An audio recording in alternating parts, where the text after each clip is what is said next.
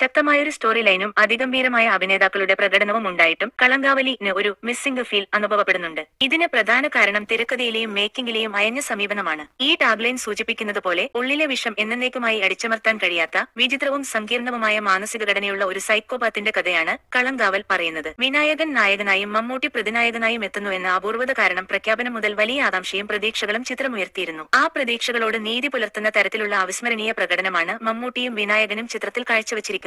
ചില യഥാർത്ഥ സംഭവങ്ങളിൽ നിന്നും പ്രചോദനം ഉൾക്കൊണ്ടാണ് ജിഷ്ണു ശ്രീകുമാറും ജിതിൻ കെ ജോസും ചേർന്ന് തിരക്കഥയൊരുക്കിയ കളങ്കാവൽ ഒരുക്കിയിരിക്കുന്നത്. തമിഴ്നാട്ടിലും കേരളത്തിലുമായി വർഷങ്ങൾക്കു മുൻപ് നടക്കുന്ന സീരിയൽ കൊലപാതകങ്ങളാണ് കളങ്കാവലിന്റെ പ്രധാന പശ്ചാത്തലം. നത്ത് എന്നറിയപ്പെടുന്ന ശ്രദ്ധേയമായ അന്വേഷണ വൈഭവമുള്ള SI ജയകൃഷ്ണനാണ് ഈ കൊലപാതക പരമ്പരയുടെ ചുരുളഴിക്കാൻ നിയോഗിക്കപ്പെട്ടിരിക്കുന്നത്. രഹസ്യ സ്വഭാവത്തോടെ മുന്നോട്ടു പോകുന്ന ആ അന്വേഷണത്തിനിടയിൽ ജയകൃഷ്ണൻ ചില ഞെട്ടിക്കുന്ന സാമ്യതകൾ കണ്ടെത്തുന്നു. പ്രണയിതാവിനൊപ്പം കത്തെഴുതി വെച്ച് അപ്രത്യക്ഷരാവുന്ന സ്ത്രീകൾ പലരും ഇന്ന് ജീവിച്ചിരിപ്പില്ലെന്നും കൊല ചെയ്യപ്പെട്ടിരിക്കുന്നുവെന്നും തിരിച്ചറിയുന്നതോടെ അന്വേഷണം ഒരു സീരിയൽ കില്ലറിലേക്ക് നീളുകയാണ്. ഒരു കേസിൽ നിന്ന് മറ്റൊന്നിലേക്ക് എത്തിച്ചേരാൻ ധാരാളം ലിങ്കുകൾ ലഭിക്കുമെങ്കിലും കൃത്യമായ തെളിവുകളുടെ അഭാവം കാരണം പലപ്പോഴും അന്വേഷണം വഴിമുട്ടും. ഒരു പസിൽ ഗെയിം സോൾവ് ചെയ്ത് മുന്നേറുന്നത് പോലെ അങ്ങേയറ്റം ശ്രമകരമായ SI ജയകൃഷ്ണന്റെ ഈ യാത്രയാണ് ചിത്രത്തിന്റെ നെടുംതൂൺ. കഥാപരമായ കാര്യങ്ങളിലേക്ക് കൂടുതൽ കടക്കുന്നത് സ്പോയിലർ ആയേക്കാം. അതേസമയം ചിത്രത്തിലെ അഭിനേതാക്കളുടെ പ്രകടനം എടുത്തുപറയാതെ വയ്യ. പോലീസ് ഉദ്യോഗസ്ഥനായ SI ജയകൃഷ്ണൻ എന്ന കഥാപാത്രമായി വിനായകൻ ഗംഭീര പ്രകടനമാണ് കാഴ്ചവച്ചിരിക്കുന്നത്. അന്വേഷണത്തിന്റെ മുറുക്കവും നിസ്സഹായയും കൃത്യമായി പ്രേക്ഷകരിലേക്ക് എത്തിക്കാൻ വിനായകന് സാധിക്കുന്നുണ്ട്. കളങ്കാവലിയിൽ പ്രേക്ഷകർ കണ്ടുമുട്ടുന്നത് ഇതുവരെ കാണാത്ത ഒരു മമ്മൂട്ടിയെയാണ്. അത്രമേൽ ഭീകരവും സങ്കീർണവുമാണ് ഈ സൈക്കോപാത്ത് പ്രതിനായക കഥാപാത്രം. കഥാപാത്രത്തിന്റെ ദുഷ്ടലാക്കുകളെയും അതിക്രൂരമായ വില്ലനിസത്തെയും മമ്മൂട്ടി അവതരിപ്പിക്കുന്ന രീതി അതിഗംഭീരമാണ്. കഥാപാത്രത്തിന്റെ ക്രൂരത വെളിപ്പെടുന്നത് അയാളുടെ ഓരോ ചലനങ്ങളിലും. സിഗരറ്റ് വലിക്കുന്നതിലും കടിച്ചു തുപ്പുന്നതിലുമെല്ലാം ആ ഭീകരതയെ ഉൾക്കൊള്ളിക്കാൻ അദ്ദേഹത്തിന് സാധിക്കുന്നു. തന്റെ അഭിനയ പ്രതിഭയുടെ കയ്യൊപ്പ് അദ്ദേഹം ഈ കഥാപാത്രത്തിൽ ചാർത്തുന്നുണ്ട്. ശക്തമായൊരു സ്റ്റോറി ലൈനും അതിഗംഭീരമായ അഭിനേതാക്കളുടെ പ്രകടനവും ഉണ്ടായിട്ടും കളങ്കാവലിന് ഒരു മിസ്സിംഗ് ഫീൽ അനുഭവപ്പെടുന്നുണ്ട്. ഇതിന് പ്രധാന കാരണം തിരക്കഥയിലെയും മേക്കിംഗിലെയും അയഞ്ഞ സമീപനമാണ്. ഇരകളാക്കപ്പെടുന്ന പെൺകുട്ടികളുടെ വൈകാരിക സംഘർഷങ്ങളെയും കഥാസന്ദർഭങ്ങളുടെ സ്വാഭാവികമായ മുറുക്കത്തെയും പ്രേക്ഷകരിലേക്ക് പൂർണ്ണമായി സംവേദിപ്പിക്കാൻ തിരക്കഥയ്ക്ക് കഴിയുന്നില്ല. അതിനാൽ ഭീകരനായ പ്രതിനായകന്റെ ചെയ്തികളുടെ വ്യാപ്തിയും ദുഷ്ടതയുടെ ആഴവും വേണ്ടത്ര സിനിമാറ്റിക് മീറ്ററിൽ പ്രേക്ഷകരിലേക്ക് എത്തിക്കാൻ ചിത്രത്തിന് സാധിക്കുന്നില്ല. ഒരു കൂട്ടം സംഭവവികാസങ്ങൾ വെറുതെ പറഞ്ഞുപോകുന്നതിലൂടെ ചിത്രത്തിന് പലപ്പോഴും ഒരു ഡോക്യുമെന്ററി സ്വഭാവം കൈവരുന്നുണ്ട്. അതിനപ്പുറത്തേക്ക് ഒരു സിനിമാറ്റിക് അനുഭവം നൽകുന്നതിൽ സംവിധായകൻ പരാജയപ്പെട്ടു പോകുന്നു. ആഴത്തിൽ പറഞ്ഞുപോകേണ്ടിയിരുന്ന ഒരു വിഷയത്തെ ഉപരിപ്ലവമായി സ്പർശിച്ചു പോകുന്ന പോലുള്ള അനുഭവമാണ് ചിത്രം സമ്മാനിച്ചത്. ചിത്രത്തിന്റെ സാങ്കേതിക വശങ്ങളിൽ മുജീബ് മജീദ് ഒരുക്കിയ പശ്ചാത്തല സംഗീതവും ഫൈസൽ അലിയുടെ ഛായാഗ്രഹണവും കാലദേശങ്ങളോട് നീതി പുലർത്തുന്നുണ്ട്. കളങ്കാവൽ എന്ന പേരിനോട് ചിത്രം നീതി പുലർത്തുന്നുണ്ട്. കളങ്കാവൽ എന്നത് ഭദ്രകാളിയുടെ വേഷമണിഞ്ഞയാൾ ദാരികനെ തിരഞ്ഞു ഓടുന്ന ഒരു ഉത്സവമാണ്. അതുപോലെ ഈ ചിത്രത്തിലും അസുരഗുണങ്ങളുള്ള ദാരികനെ തേടുന്ന ഒരു ഭദ്രകാളിയുണ്ട്. മമ്മൂട്ടിയുടെയും വിനായകന്റെയും മറ്റ് അഭിനേതാക്കളുടെയും മികച്ച പ്രകടനത്തിന്റെ പേരിൽ ചിത്രം പ്രേക്ഷകരുടെ കയ്യടി നേടുമെങ്കിലും സിനിമ എന്ന രീതിയിൽ കളങ്കാവൽ ശരാശരി കാഴ്ചാനുഭവം മാത്രമാണ് സമ്മാനിക്കുന്നത്. തുടക്കത്തിന്റെ ആവേശം ചിത്രം പുരോഗമിക്കുന്നതിനനുസരിച്ച് നഷ്ടമാകുന്നുണ്ട്. ഇടയ്ക്ക് പാളിയും തിരിച്ചുപിടിച്ചുമാണ് ചിത്രത്തിന്റെ മുന്നേറ്റം. ആവർത്തന സ്വഭാവമുള്ള ആഖ്യാനവും ചിത്രത്തിന്റെ രസച്ചരട് അറുക്കുന്നുണ്ട്. മമ്മൂട്ടി കമ്പനി നിർമ്മിച്ച ഈ ചിത്രം വേഫറർ ഫിലിംസ് ആണ് കേരളത്തിൽ വിതരണത്തിനെത്തിച്ചത്.